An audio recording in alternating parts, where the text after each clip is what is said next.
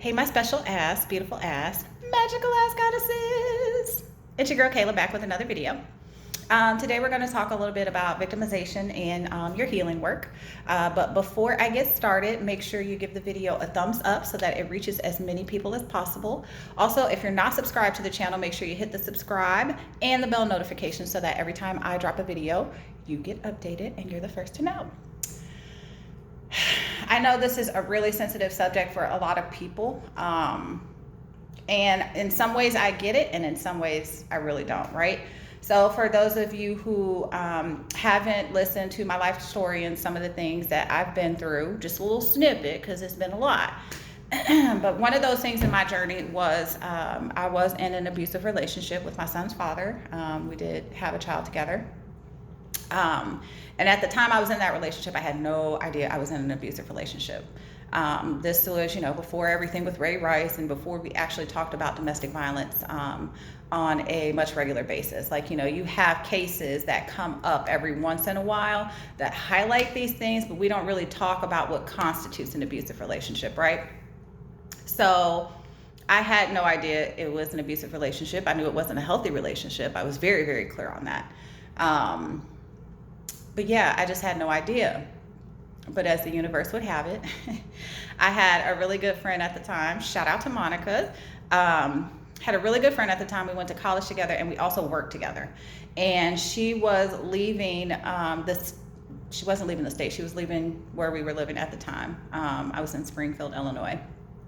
But she was leaving to study her PhD program. And so she was leaving her position at a domestic violence agency, and she begged me for months to take her job. Now, at the time, it was just kind of like, I don't really know if I want to do that. Like I was very iffy on even applying for the position. But as fate would have it, at the time, I was working at a restaurant. I was working for Olive Garden. Shout out to OG Crew. But I was working for Olive Garden, bartending, and at that point in time, like, I was just so over it. I was so over it. Like, yeah, I was over it. Like, I was in podunk, middle of fucking nowhere. I used to call it the cornfields. Like, it wasn't Springfield. To me, it was the cornfields, because that's all that's in Springfield is basically corn. And I mean, the people were just much different. I grew up in Chicago. I grew up in a major city. So, it was just way different. But nevertheless, I kind of stayed in that area because I didn't want to raise my son in Chicago, because I grew up in Chicago and I remember what it was like. And I was like, no, we're just going to chill here for a little bit. So yeah, I was there bartending, and it really got on my nerves. And she caught me on the right day. She caught me on the right day. I ran into her and she's just like, please just apply. So I did, and I got the job. And I ended up working as a legal advocate for domestic violence victims for 6.5 years. Whew, that was an interesting 6.5 years. Let's just say that. It showed me a lot about myself. It showed me a lot about all the things that people need to heal from. It showed me a lot about how our criminal justice system works. I mean, it was a rough 6 years, but I won't lie. Like, ever since I was little, I've just known my place in the world was to help people. And so that was the aspect of that job that I enjoyed doing the most, was helping people, right? But what I quickly began to realize and see and find out is that some people don't really want help. Some people would rather just feel more comfortable playing the victim than it would be for them to heal. And it was one of the most frustrating things ever. Like, I understand the cycle of domestic violence. Like, I'm fully trained on this. So spare me your little comments about, like, no. I could see if I'm somebody that's just, talking from the things that I've seen, but not only have I seen them, I've experienced them myself. So this is a firsthand perspective of where people who hold this mentality go wrong, right? It got to a point in my job and I got so frustrated, and I didn't know at the time that I shouldn't have been internalizing it. Like, I kind of knew, but it was just hard not to, especially me being an empath. But it got to a point where, I would be up at the courthouse helping fill out the petitions so that they could go in front of the judge. And, I'd see somebody walk in and not know them on a first name basis and remember a good majority of their background story. Like it became a thing where I would just see the same people over and over and over and over and over and over and over and over and over again, which got so frustrating to me. It made me feel like I wasn't really helping them. But then, it took some time being in the field to realize that it wasn't that I wasn't helping them. It was that they didn't really want to help themselves. Every single time I would see them, they would come in with these stories of, oh, they did this and this and this and this and this to me. And I finally got to a point where I realized, even for myself, yeah, this is what they did to you, but what are you going to do about it? At the end of the day, you cannot control another person's actions. And I think that's where a lot of victims fall comfortable into victimization, is just putting that responsibility all on somebody else. Well, he needs to change this and they need to stop treating me this way. Okay, they're still treating you that way. What are you going to do about it? You're sitting here complaining about all the things that they are doing to you. But what are you going to do to change that? Why are you allowing it? In a nutshell, people will only do to you what you allow them to do. You don't allow it, then it doesn't happen. Simple.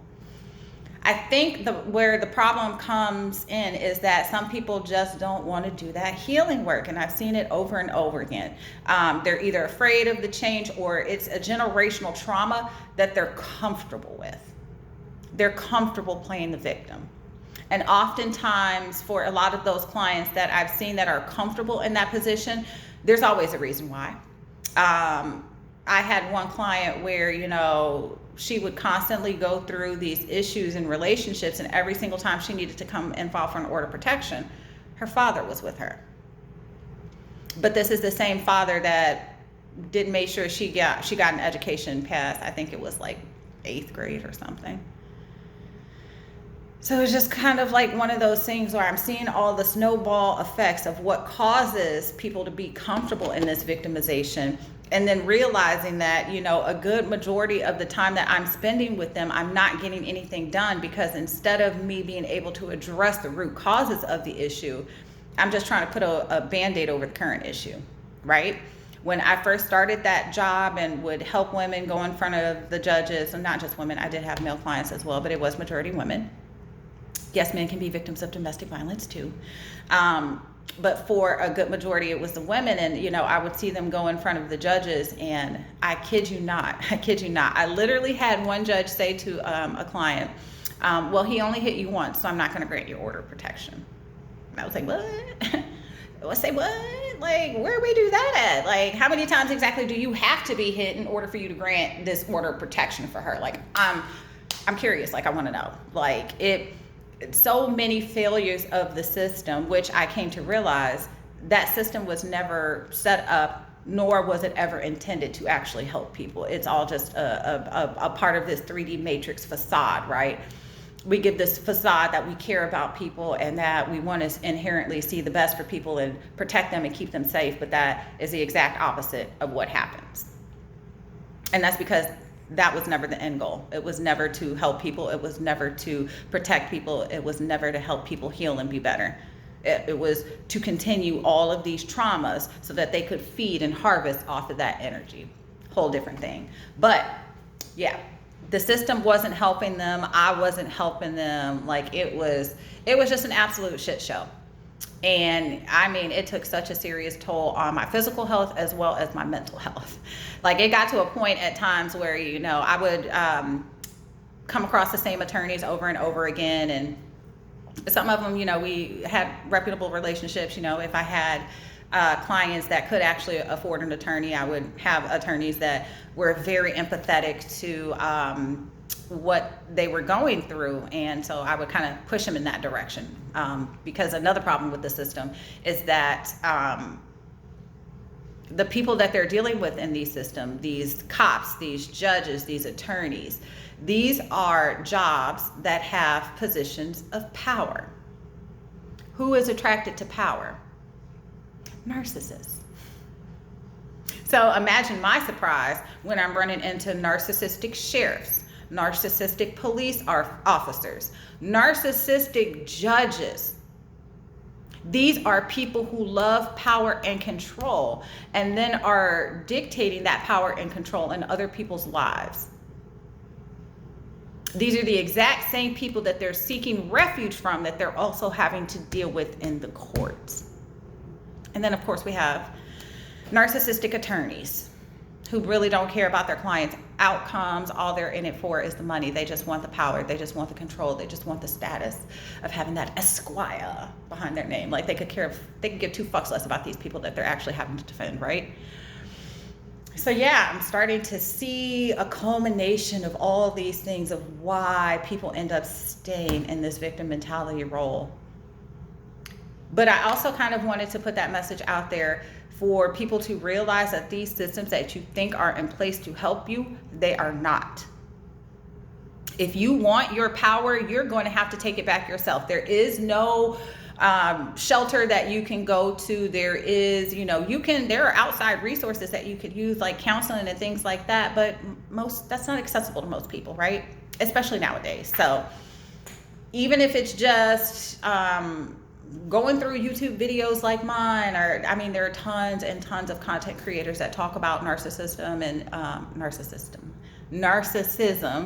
abusive relationships, power control dynamics. Like there are tons of channels that talk about this, so it's not like the information isn't out there. First step to overcoming this victimization and start the healing process is to start researching what the signs are, right? Now, this is where it gets a little interesting, because if this is a generational trauma for you, you already know the signs, but you may have really been avoiding paying attention to the things that were being done and the reasons that they were being done, right? What's a good example?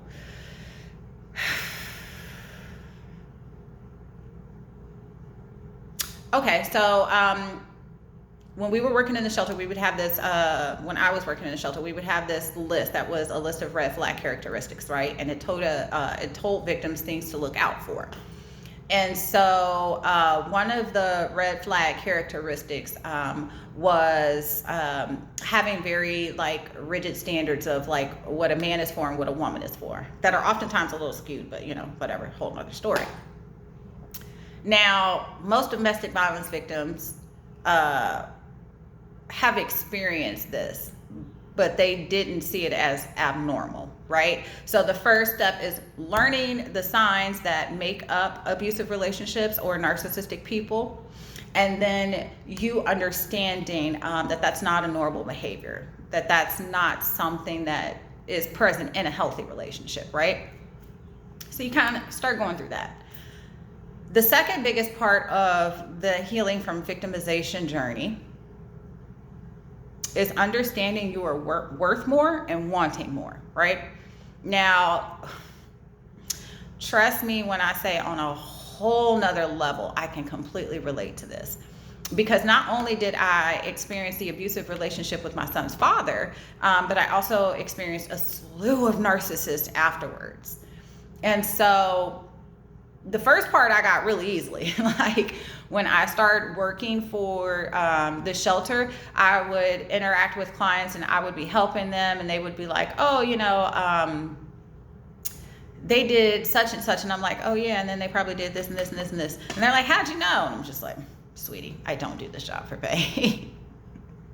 So it becomes really easy to see those patterns, but the hard part comes in examining yourself, understanding what it is that you're doing to draw in and attract these energies. And number one thing for every single person who has been through this is your lack of boundaries.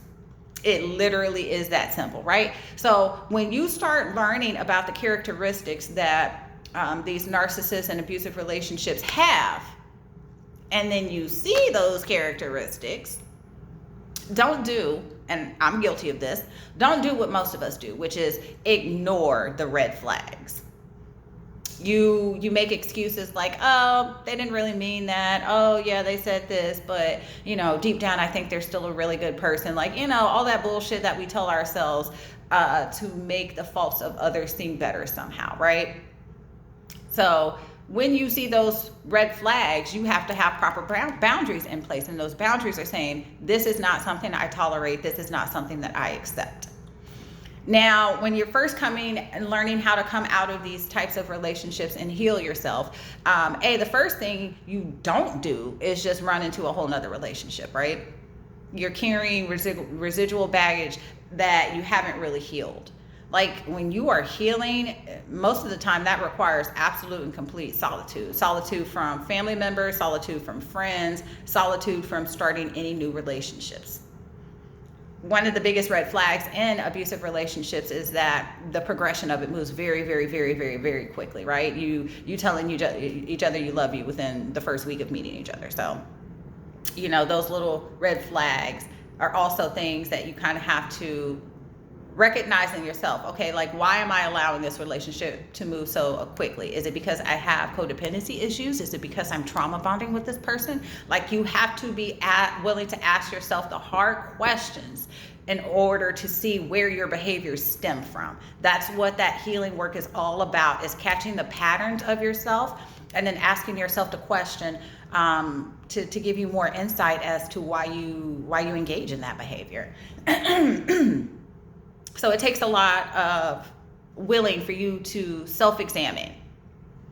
And that's a part of what the spiritual journey is all about. It's all about self-examination. Stop focusing on what other people are doing, what other people are going through, because we all know at this point in our lives, when you meet that one person that's so focused on what everybody else is doing, it's because they're trying to avoid their own shit. Don't be like everybody else trying to avoid their own shit, because it's only going to get you where you've been. You can't open new doors with old keys, or however that thing goes. You guys know what I mean. You have to be willing to commit to much more self-examination instead of pointing the finger at everybody else. Well, they don't do this and they won't treat me right. Okay. One of my favorite quotes that I learned to live by, especially after a lot of the bullshit that I've been through with relationships and just people in general, is a quote by Maya Angelou. And that is, when people show you who they are, believe them the first time. A lot of times, you'll tend to make excuses for the things that you see in people. No, they are showing you exactly who they are. And for a lot of women, it becomes that trap of, oh, I can get them to change, or, oh, they will change, or, oh, the situation will get better. Like, no, that situation has presented itself to you exactly like it is. And I also understand from an aspect of, in the beginning of the relationship, there's a lot of love bombing that goes on, right? And so for a lot of victims, you kind of get stuck in that mentality of, okay, what did I do? What did I say? How come they're not treating me the way that they used to? Only to not realize that that's a part of the ploy to get you in. That you start that cycle of blaming yourself, and then you trying to figure out what it is that you did so that you can make it better and make the relationship work, right? You're putting all the work on yourself. So another one of those things that victims really need to understand in the healing work is that you have to set up a boundary for yourself, that you need reciprocity in relationships, which I know can look so hard if you've literally spent your entire life engaging in and observing relationships that have no reciprocity, where one person just spends time ordering the other person around, telling them what to do, where to go, who to be around. Like, it's really hard to see and understand that you can have a much better and much balanced relationship for yourself. But if you want it bad enough, you start to see it. So just take time to self-reflect, take time to stop examining the behavior of others, and more so focus on what you can do to better your situation, to get where you're trying to go, to get what it is that you want out of life, especially if you're not getting it. So yeah, that's all I have for you guys today. If you want to email me about coaching services, you can email me at divinefemmerising11@gmail.com. And until next time, my loves, talk to you later.